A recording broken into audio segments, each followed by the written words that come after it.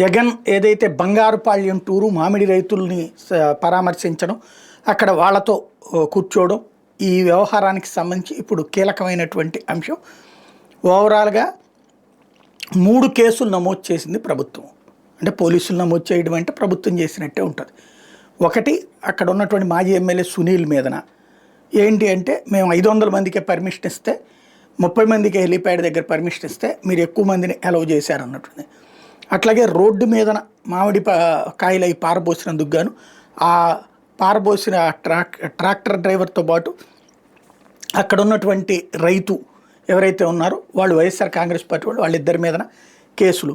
అట్లాగే traffic problems create చేశారు అన్నట్టుంది ఇంకొక కేసు. 3 కేసులు నమోదు చేశారు. ఇది సహజంగా ఎప్పటి నుంచినో జరిగేటటువంటి యాక్టివిటీలే కాబట్టి ఇదివరకటి రోజుల్లో జరిగితే అది వేధింపు అవుతుంది, ఇప్పుడు రోజుల్లో జరిగితే కనుక అది చట్టపరమైన చర్య అవుతుంది. కాబట్టి మీడియాలో ఎవరి కోణంలో వాళ్ళు రాసేది కాబట్టి నడుస్తుంది.